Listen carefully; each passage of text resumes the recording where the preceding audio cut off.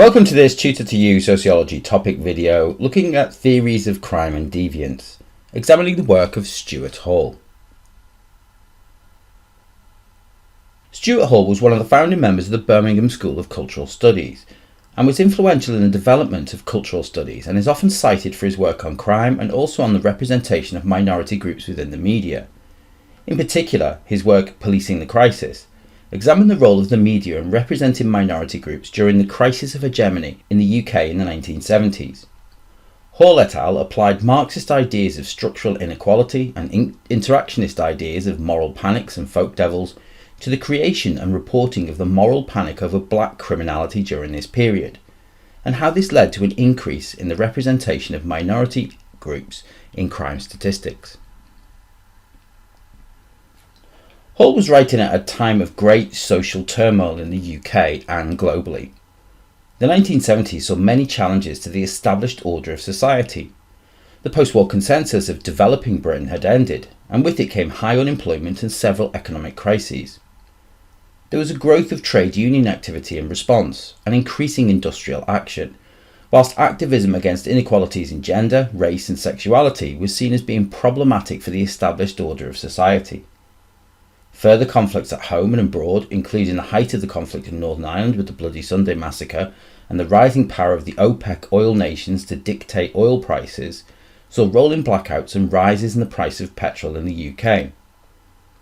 Western nations were also under threat from the rise in international terrorism as a result of conflict in the Middle East, including the murder of Israeli athletes at the 1972 Munich Olympics. These factors were indicators that the existing social order was under threat, and as the social mobility and full employment of the post-war consensus began to be rolled back, so capitalism was seen as being in crisis. Domestically, in the UK, reports of black males attacking and stealing from people were reported in the media, and a moral panic about the black mugger was born. Parliament and the media reacted to what was a new form of criminality, exaggerating the problem and applying it to other signs of a dysfunctional society, such as industrial action and protesting. These actions were vilified as not being part of the way that British people conducted themselves, and as a result of media reporting and the subsequent public approval, the police cracked down on the activities of black males through the creation of stop and search policies, also known as SUS laws. Hall et al. Used concepts defined by Taylor, Walton and Young's New Criminology to examine the reactions of individuals and social institutions to the black mugger crisis. Hall et al. Suggested that the wider origins of mugging were linked to the crisis of capitalism to provide for all citizens in this era, and that the economic crisis of the early 1970s led to many people challenging how society was run. This crisis of hegemony, a rejection of the established norms and values of society, was developing into a challenge against the dominant norms of the ruling class.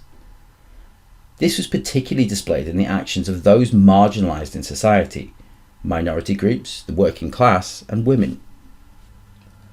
Hall et al. Suggested that this led to a challenge against the hegemonic norms and values of society. Predominantly this was achieved through protests and industrial action, but according to Hall et al., this led to criminal activities, as the high levels of unemployment led to people needing to turn to alternative means to meet their own basic needs, that is, crime. Police and government used the media to generate a moral panic of black criminality. This would be seen as the wider societal reaction, and this enabled them to clamp down on perceived folk devils, that is, black males. This led to military-style policing of areas that were populated by the black community, thus leading to a disproportionate level of arrests and cautions for black males compared to other areas that were not under such scrutiny. As the media had created the moral panic, the forceful action of police and government was seen as appropriate under the circumstances. Hall et al. Found there was very little rise in black criminality during this period, however, but the reporting of these crimes changed the public perceptions of black criminality and helped to feed the moral panic. Unlike other theorists such as Gilroy, Hall et al. Suggested that scapegoating black males was not an intentional tactic of the established order, rather an unexpected side effect of the crackdown on criminal behaviour. However, they also argued that in targeting the black community in this manner, this could potentially lead to the community reacting to their victimisation. Individuals, feeling the pressures and negative portrayals of them in the media, would react to what they saw as unfair racial profiling, and this would lead to further conflict with the police. Hall et al.'s research utilised elements of both the new criminology of Taylor, Walton and Young and labelling theories, and this can be used to support these theoretical views of the relationships between the individual and the different social institutions involved, the police, the media and the state. Hall et al. Also combined ideas of structural inequality, and rather than make assumptions about individuals being passive, highlighted the impacts of social action in their reactions to their unfair treatment by authorities. However, critics have suggested that Hall et al.'s work is contradictory.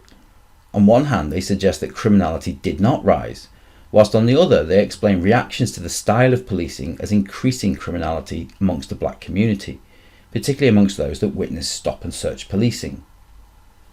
Furthermore, it can only partially explain why minority groups are overrepresented in crime statistics, focusing on the societal reactions rather than the initial reasons for criminality. That concludes this Tutor to You Sociology topic video on theories of crime and deviance, focusing on the work of Stuart Hall. Thanks for watching.